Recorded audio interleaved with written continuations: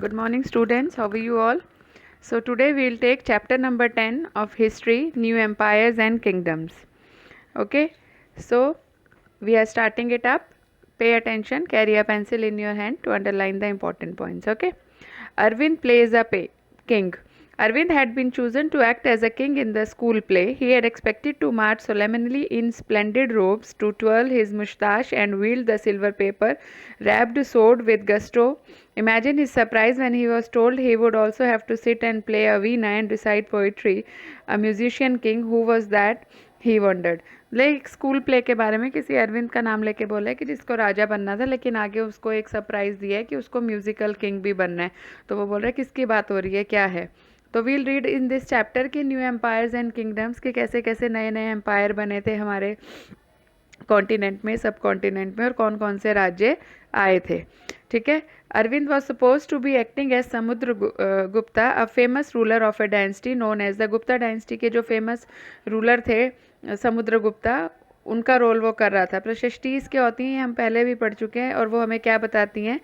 सो ध्यान दे के सारे बच्चे सुनना. ठीक है. We know about Samudragupta from a long inscription, और वो इंस्क्रिप्शन कहाँ पर हमें मिली है, अशोक पिलर इलाहाबाद में जो है उस पर वो लिखा हुआ है. It was composed as a kavya, इसको अंडरलाइन कर लेंगे, एज अ काव्य बाय हरिसेना ने.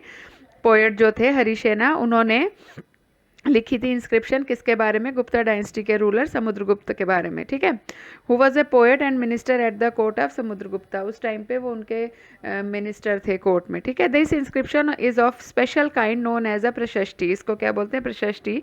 संस्कृत वर्ड है जिसका मतलब इन प्रेज ऑफ, मतलब तारीफें लिखी हुई हैं, उनके व्याख्यान लिखे हुए हैं, उनके गुण लिखे हुए हैं. ठीक है. चैप्टर 9 में भी आपने पढ़ा इन सब के बारे में. ठीक है. गौतमी पुत्र श्री सतकर्णी के बारे में हमने कि उनकी भी प्रशस्तिज लिखी गई. They become far more important from the time of the Guptas. अब समुद्रगुप्त की जो प्रशस्ति है उसमें क्या है, जरा सा पढ़ते हैं हम उसको. The poet praise the king in glowing terms as a warrior, as a king who won victories in battle, who was learned at the best of poets. He is also described as equal to gods. उसको उनको भगवान की जगह दी थी लोगों ने. The प्रशस्ति was composed in very long sentences. उसका एक वन सेंटेंस का मतलब काफ़ी लंबी, काफ़ी सारी व्याख्यान उनके बारे में लिखी हुई है. समुद्रगुप्ता द वॉरियर, मतलब वो थे ना, क्षत्रिय थे, मतलब लड़ते थे, वॉर करते थे. तो उनके बारे में क्या लिखा हुआ है. Whose body was most charming, being covered with the plenteous beauty of the marks of hundreds of scars caused by battle axes, arrows, spikes, spears, barb darts, swords, iron clubs, javelins, barbed arrows, long arrows and many other weapons. ये औजारों के, हथियारों के नाम लिखे हुए हैं कि उनकी बॉडी इतनी अच्छी थी कि उनके बॉडी पे, मतलब इतनी चार्मिंग उनकी बॉडी थी कि पूरी प्लेंटियस ब्यूटी दिखती थी. इन सारे औजारों से, इन सारे शस्त्रों से जिससे भी वो लड़ते थे उनके निशान थे. इसका कहने का मतलब है कि काफ़ी सारी वॉर्स उन्होंने लड़ी हुई थी. और ही वॉज अ वॉरियर, बहुत बड़े महान सैनिक थे वो, कि जो कि इतनी सारी मार, इतनी सारी ये एरोज, इतनी सारी इन सब की वो चोट खा के भी अपनी वॉर से, मतलब अगले वाले को, कॉन्फ्लिक्ट को जीत ही जाते थे जिसमें भी वो जाते थे. ठीक है. ये उनकी प्रेज में लिखा हुआ है. पेज नंबर 105 पे जो मैप दे रखा है उसमें लिखा है कि जो ग्रीन एरिया में शेड किया हुआ है ग्रीन कलर में, you will find a series of red dots, एक रेड डॉट्स बना रखे हैं, and you will find area marked in purple and blue as well. This map is based on the information provided in the prashasti. Harisena describe 4 different kinds of rulers, 4 तरह के rulers उन्होंने बताए थे. समुद्रगुप्ता की पॉलिसीज भी बताई हैं. तो पढ़ते हैं अब. सबसे पहला, the ruler of Aryavarta, the area shaded in green. ठीक है. जो मैप में ग्रीन है वो आर्यवर्त थे. Here there were 9 rulers who were uprooted and their kingdom were made a, मतलब 9 राजाओं को हटा के उन्होंने अपना किंगडम बसाया था वहाँ पे. इन्होंने किसने, समुद्रगुप्ता एम्पायर. ठीक है. सेकंड, जो रूलर्स ऑफ दक्षिणापथ थे, here there were 12 rulers, some of whose capital are marked with red dots on the map. They surrendered to Samudragupta. लड़ाई में उनको भी उन्होंने जीत लिया था और दोबारा यहाँ पे रूल किया था. ठीक है. जो दक्षिण पथ में थे. ठीक है. जिसको रेड डॉट से दिखा रखा है हमें. The inner circle of neighbouring states including Assam, coastal Bengal, Nepal and a number of gana sanghs, जो हमने चैप्टर 6 में पढ़े हैं, in the north west, marked in purple on the map. They brought tribute, followed his orders and attended his court.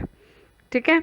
तो इनको भी इन्होंने जीत लिया था। The rulers of the outlying areas marked in blue on the map perhaps the decent, Kushanas के जो शक्सास के जो डिसेंडेंट्स थे उनको भी इन्होंने जीत लिया था। And the ruler of Sri Lanka who submitted to him, वो भी हार मान गए थे इनके आगे और अपनी बेटी से इनको शादी करने का भी ऑफर उन्होंने दिया था। किसकी बात हो रही है? ये समुद्रगुप्ता की। ठीक है, पिक्चर में देखो, the king who played the veena some other quality of Samudragupta, ऐसे कॉइन्स में दिखाया हुआ है। ठीक है, where he is shown playing the veena, राजा बन के वो वीणा का भी प्रयोग करते थे, मतलब म्यूजिक का भी शौक था उनको। ठीक है,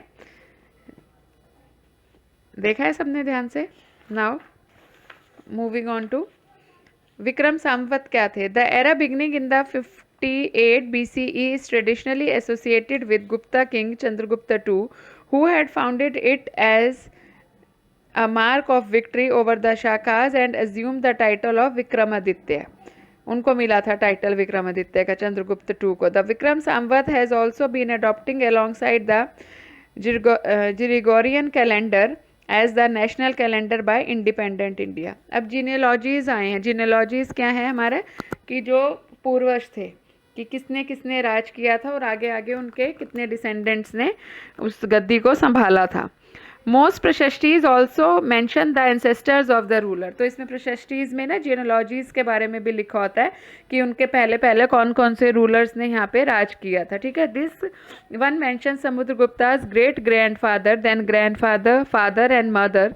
his mother Kumara Devi belong to the Lichchhavi gana, while his father Chandragupta, Lichchhavi का अगर नाम याद हो तो वो बुद्धिज्म वहीं से शुरू हुआ था ना, बुद्ध जो थे, was the first ruler of the Gupta dynasty to adopt the grand title of महाराजा अधिराजा। तो इनको ये इन गुप्ता डायनेस्टी के पहले रूलर थे जिनको महाराजा अधिराज का टाइटल मिला था। ठीक है, जो समुद्रगुप्ता ने भी यूज़ किया था। ठीक है, उनके बाद चंद्रगुप्ता को a title that Samudragupta also used. His great grandfather and grandfather are mentioned simply as महाराजास. It seems as if the family gradually rose to importance. उनको इंपॉर्टेंस मिलने लग गई थी। ठीक है, Samudragupta in turn figures in the genealogies of later rulers of the dynasty such as his son Chandragupta II. We know about him from inscription and coins. He led an expedition to Western India where he overcame the last of the Shakas. According to later belief, his court was full of learned people. जो इनके बेटे थे Chandragupta II, उनके बारे में ये माना गया है कि जो वो थे, उनकी जो कोर्ट होती थी वहाँ पे बड़े ज्ञानी विज्ञानी लोग बैठते थे। ठीक है, जिसमें कालिदास जो पोएट थे वो भी उन्हीं के कोर्ट में से एक थे। ठीक है, जो आर्यभट्ट थे वो भी जो एस्ट्रोनॉमर थे जिन्होंने हमारे यहाँ पे मैथ्स का स्टार्ट किया था, वो भी उन्हीं के कोर्ट से थे। किनके कोर्ट से थे? चंद्रगुप्ता II। और ये किसके एंसेस्टर थे? ये थे समुद्रगुप्ता के बेटे। ठीक है, हर्षवर्धन और हर्षचरिता क्या है? While we can learn about the Gupta rulers from their inscription and coin, we can find out about some kings from biographies. Inscription के अलावा उनकी बायोग्राफीज में से भी हमें उनके बारे में पता चलता है। जो हर्षवर्धन थे 1400 ईयर्स एगो, वो एक ऐसे रूलर थे, इनके जो कोर्ट के पोएट थे बाणभट्टा, उन्होंने उनकी बायोग्राफी लिखी थी जिसका नाम था हर्षचरिता। इसको अंडरलाइन करेंगे, हर्षवर्धन की बायोग्राफी का नाम था हर्षचरित्र संस्कृत में। This gives us the genealogy of Harsha and ends with his becoming king Xuanzang, about whom you read in chapter 9. Also spend a lot of time at Harsh court and left a detail, हमने पढ़ा भी था ना उनके, उसके बारे में ज्वानयांग ने भी लिखा था। Harsha was not the eldest son of his father but became king of Thanesar after both his father and elder brother died. बड़े बेटे नहीं थे, लेकिन फिर भी जैसे जिस भी वॉर में इनके फादर और बड़ा भाई एक्सपायर हो गए उसके बाद ये बन गए थे राजा। His brother-in-law was the ruler of Kannauj and he was killed by the ruler of Bengal. Harsha took over the kingdom of Kannauj and then led an army against the ruler of Bengal. Although he was successful in the east, में पूरी जगह ये जीत चुके थे, and conquered, इन्होंने बंगाल और मगध को भी जीत लिया था। he was not as successful elsewhere. बाकी कहीं पे ये इतने successful नहीं हुए. He tried to cross the Narmada to march into the Deccan, but stopped by the ruler belonging to जो चालुक्य डायनेस्टी के पुलाकेशिन II करके थे रूलर, उनकी वजह से ये दक्कन में नहीं जा पाए. ठीक है. Now नेक्स्ट टॉपिक है हमारा पल्लवास, चालुक्यास एंड पुलाकेशीन्स प्रशस्ति। इसमें हम सबकी प्रशस्ति के बारे में पढ़ रहे हैं बेटा। प्रशस्ति क्या है? उनकी प्रेज, उनके बारे में जो जो उन्होंने अच्छा किया उसके बारे में हम पढ़ रहे हैं, ठीक है, राजाओं ने। The Pallavas and the Chalukyas were the most important ruling dynasties in south India during this period.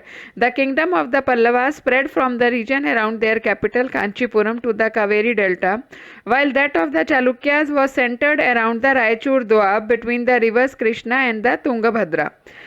Aihole, the capital of Chalukya, इसको अंडरलाइन कर लेंगे, चालुक्यास की कैपिटल आइहोल थी, was an important trading center. It developed as a religious center with number of temples वहाँ बनाए गए थे। और Chalukyas and Pallavas frequently raided one another's land, एक दूसरे की ज़मीन पे कब्जा करते रहते थे, specially attacking the capital city, जहाँ पे प्रॉस्परस टाउन होते थे, जहाँ पे व्यापार ज़्यादा होता था, तो उस पर एक दूसरे की जगह पे हमला करते रहते थे। The best known Chalukya ruler was Pulakeshin two. We know about him from a prashasti composed by his court poet Ravi Kirti थे उनके कोर्ट के पोएट, जिन्होंने किनकी कोर्ट के पोएट? पुलाकेशिन के टू के, ठीक है, चालुक्य के रूलर थे ये। This tell us about his ancestor, उनके रवि कीर्ति जो उनके कोर्ट के पोएट थे, उन्होंने जो उनके बारे में प्रशस्ति लिखी, उससे हमें उनके एंसेस्टर्स के बारे में पता चलता है, 4 जनरेशन के बारे में, ठीक है। Pulakeshin evidently got the kingdom from his uncle, उनको ये सारा राज्य कहाँ से मिला था? अपने अंकल से मिला था। उस रवि कीर्ति के अकॉर्डिंग हमें पता चलता है, he led expedition along the both west and east coast, beside he check the advance of Harsha. There is an interesting play of words in the poem. Harsha means happiness, Harsh का मतलब होता है खुशी, ठीक है ना। तो the poet says after his defeat Harsha was no longer Harsha, जब वो हार गए थे तो वो खुश नहीं रहते थे। Pulakeshin also attack the Pallava king, उन्होंने पल्लव के राजा पे भी अटैक किया था। Who take shelter behind the walls of Kanchipuram, जिनको कहाँ पे जाके छुपना पड़ा था? कांचीपुरम में। But the Chalukya victory was short live, लेकिन जो चालुक्य की जीत थी वो थोड़े टाइम की ही थी। जो पल्लवास और चालुक्य थे, they gave way to new rulers, उनकी वजह से नए रूलर्स पैदा हुए जो थे राष्ट्रकूट और चोला डायनेस्टी के, ठीक है, जिसके बारे में आप अपनी नेक्स्ट क्लासेस में पढ़ोगे। How were these kingdoms administered, अब इनकी एडमिनिस्ट्रेशन कैसे होती थी, कैसे देखा जाता था? रिवेन्यूज, टैक्सेस जो इनके काम है वो कैसे होते थे? Control. As in the case of earlier king, land revenues remained important for these rulers. Revenue हमेशा से इसलिए इंपॉर्टेंट रहता है क्योंकि that is a sum of money to raise their army, to make developments, to have food, बाकी सारी चीज़ों के लिए, है ना, जैसे एक्सचेंज ऑफ फूड करते थे फार्मर से, तो इसलिए ये सब हमेशा इंपॉर्टेंट रहता है। बेसिक यूनिट रहती है एडमिनिस्ट्रेशन को रेज करने की, ठीक है। There were some new development as well. King adopted a number of steps to win the support of men who were powerful, either economically or socially, or because of their political and military strength. मतलब राजाओं को उन लोगों के साथ बना के रखनी पड़ती थी जो पावर में होते थे, जिनके पास पैसा होता था, इन शॉर्ट जिनके पास ज़मीनें होती थी, पैसा होता था, उनके साथ क्योंकि उनकी ज़रूरत पड़ती थी अपने काम के लिए। Some important administrative post were now hereditary, और हेरिडेटरी थी कि अगर ये उसका रिवेन्यू संभाल रहा है, वहाँ का ये हेड है, तो उसका बेटा भी उसका हेड बनेगा। This means that the son succeeded fathers to these post, तो जो बेटे होते थे वो उनकी पोस्ट संभालते थे। For example the poet Harisena was mahadanda nayaka or chief judicial officer, underline कर लेंगे, चीफ जुडिशियल ऑफिसर को बोलते थे महादंड नायक।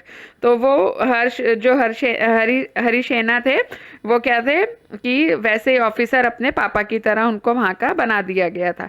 Sometime one person held many offices, कई बार एक को ज़्यादा चीज़ें भी संभालनी पड़ती है। Beside being a mahadanda nayaka, Harisena was a kumar amatya, underline करेंगे, meaning an important minister. Kumar amatya का मतलब होता है important minister. And a sandhi vigrahika meaning minister of war and peace, ठीक है, sandhi vigrahika or minister of war and peace, 3-4 चीज़ें एक इंसान को संभालनी पड़ती थी, ठीक है। Important man probably had a say in local administration. These include the nagara shreshthi or chief banker or merchant of the city or sarthavaha or leader of the merchant caravan, मतलब एक जो मर्चेंट होते हैं, जो व्यापारी होते हैं, उनके जो लीडर होते हैं उनको बोलते हैं सार्थवाहा, ठीक है। द प्रथम कुलिका और द चीफ क्राफ्ट्समैन, प्रथम कुलिका मतलब जो चीफ क्राफ्ट्समैन होता है, and the head of the Kayastha और स्क्राइब्स, जो स्क्राइब्स लिखते हैं।